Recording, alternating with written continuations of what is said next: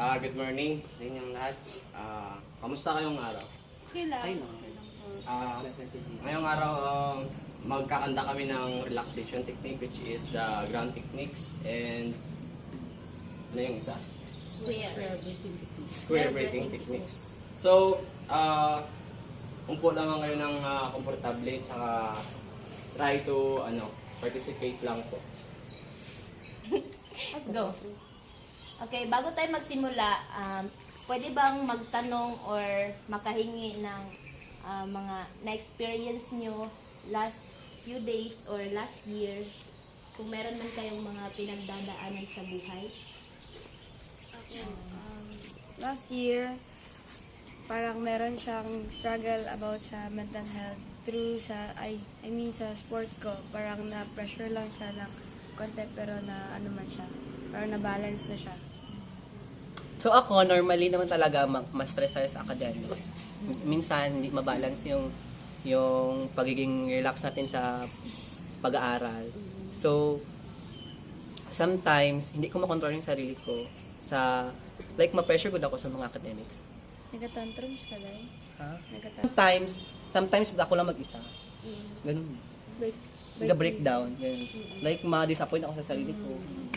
Break up. Wala gano'n. Hindi, wala sa break-up. Matauya. Then ako naman is, na-experience ko lang is, ako is na-experience ko last year or past few days is, may babies na kasi ako, so hindi maiwasan good na may mixed emotions like that, tapos pagod. So, pero may ginagawa din ako na makontrol good. Makontrol ko lang talaga yung sarili ko. Pero hindi talaga maiwasan na pag ako lang mag-isa good, may maisip ako. Tapos maglabas yung emotions ko like that. So, maraming salamat sa inyong mga sagot, no? So, during sa mga naranasan niyo last days or few days, paano nyo ba kinakalma yung sarili nyo when that moment na experience nyo yan? In that moment talaga, andyan kayo sa emotion. Ako ako ang way na para mawala ko ang stress or galit or whatsoever kay maglantaw lang kog mga funny videos like that. Maujud na ako ang way nga mawala ako, malimtan gud na ako, akong stress reliever nga. Ako kay maano ko siya yung ma-cope up ko yung stress ko pag ginalibang ko yung sarili ko. Like gusto ko magpatawa ng ibang tao, ganyan. Like gusto ko magpatawa sa kanila tapos gusto ko din na patawanin din ako nila. Pero lisod mo ko pa kanila. Ay. Ako kay, different sa ila way of coping up sa ilang stress. Ang kung ang way ko na ma-relax ko kay maghilom lang, silent lang. Kay kung maghilom ang good ko, mas ma-settle ang mind na ko ug unsa dapat ang first na buhaton para ma-okay ko.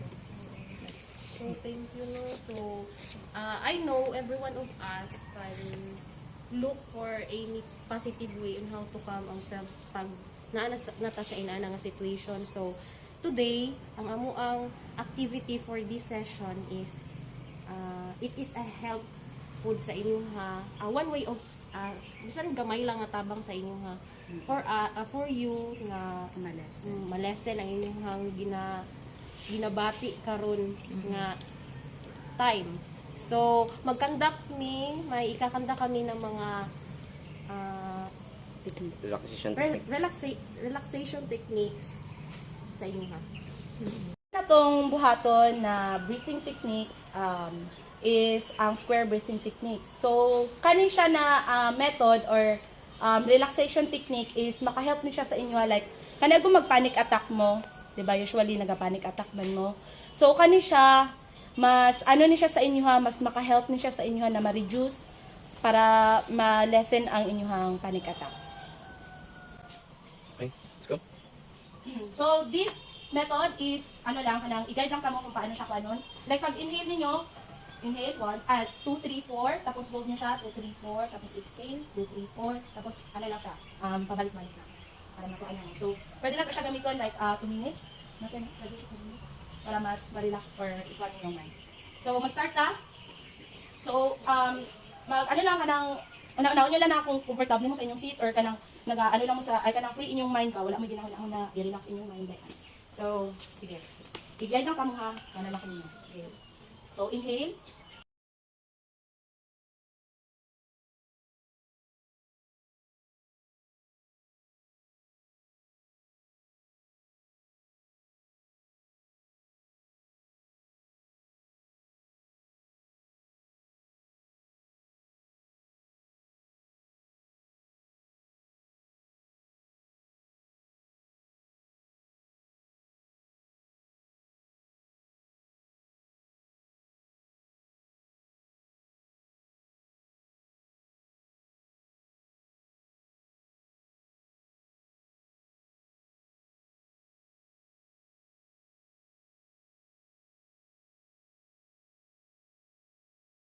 Time, ikakandak naman namin is ang ground techniques.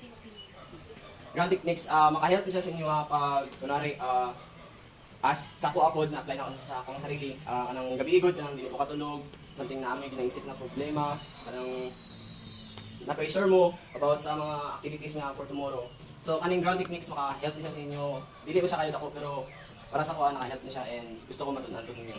So, this time, ang himuon na to na ako yung gamit dra, which is mga, ano siya, stone, daon na laya, daon na, buhik pa, and then sticks, lipak or small wood. So, and then, ama siyang, ato ang mga, gamiton sa ground techniques. So, simple lang itong buhaton, take a deep breath, and then inhale, exhale, and then try nyo nga into your mind, tapos itry nyo nga damon ang palibot ninyo, ang hangin, ang mga tunog sa birds, para lang mawala ang mga ginaisip ninyo nga problema. So, mag-start ka. Mag-start ka sa, sa stone. Okay. This time, try close your eyes. This time, close your eyes. Inhale. Exhale. Try to empty your mind. Wala may isipon, kundi pag ginawa nyo lang. Inhale. Exhale. Inhale. Exhale. Okay, i-feel niyo ang yung soft na siya or dili habang naga-inhale ka mo or exhale. Naa ka mo sa comfort zone niyo. So, inhale. I-try i-damon niyo ang bato. Exhale. Inhale. Exhale. Okay, next is ang roots. Dara. Dara. So this time, idamon siya kung gaano siya ka pag-on. Pwede niya siya balion or i-gaon habang nag-exhale ka mo. Okay. Inhale. Exhale. I-damon niyo ang ginakapta ninyo. Inhale. Exhale. Inhale. Exhale. So, try nyo na po ang daw na wait. Na kapta ninyo itong last. Inhale. Exhale. Inhale. Exhale. Okay. This time, i-damdam ninyo ang mga sound na ara sa inyo surrounding. Mag-focus ka mo kung ano ang naa sa inyong palibot. Habang breathing ka mo sa inyong comfort breathing. 1 minute. Okay. Focus ka mo sa mga huni. Mga sound na ara sa inyong palibot. Tapos,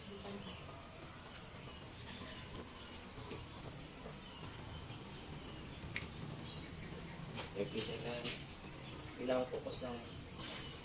Enjoy nyo ang inhale, exhale, inhale, exhale, deep breath. Okay, I have a question. While i-perform yung tong square breathing techniques, ano yung ma-feel mo ate while gi-perform mo yun? Wala, nafe-feel ko lang ang relax sa ako ang mind. Wala lang siya. So ako kay after sa session na to na gibuhat ko ninyo about sa ground breathing is karon ko lang po siya na feel na like makarelax po dahil siya nga like ang imo ko di mo makita imo gina hawakan pero parang sa imo ginauyatan mo kay ma-feel nimo kanang murag smooth lang siya like makarelax gyud siya sa mind. Mo dito nakatabang. Okay na. Sa akin kay, di ba, apat na things yung ibigay niya, tatlo. Apat. Apat. Ay, tatlo pala. Tatlong mga bagay, different siya na feeling. Ganon. Pag stone, parang hard, ganon. Pero sa help ng focus mo, tapos yung mga marinig mo pa, ang feelings niya, ma-feel mo sa iba-iba nga tawag siya na gamit na ginapahawakan nyo. Parang maiba good siya. Tapos mabalance yung ma-feel mo, it turns out na ma-relax ka. Tapos hindi kuha na. Tapos yung effective yung 1 minute na na parang Breathing. Damay ng good. paligid. Kay parang makalm ka. Makalm gid ka. Lalo na pag gabi mo yun gawin, effective siya. Tapos makatulog na kapag mata mo. Wala. Feel relax ka na. Yun lang. Thank you. Guys, thank you for cooperation. Nakita po na nag-cooperate jud mo. And then, sa mga feedback ninyo is naka-help siya. So, pwede ninyo siya gamiton within kung stressful mo kaayo. Sa dalawa ka techniques, pwede ninyo siya gamiton ang isa. Or, pag dili pa dyan siya kuha sa isa, pwede po din nyo dungagan, katong ground techniques or square breathing techniques. So, thank you for your cooperation. Stay positive lang ta. O dili siya makuha sa square breathing technique in ground techniques, just pray lang just for the blessings and guides para ma-relax po ta and calling the name of God. Mara to kayo. Salamat. Thank you very much.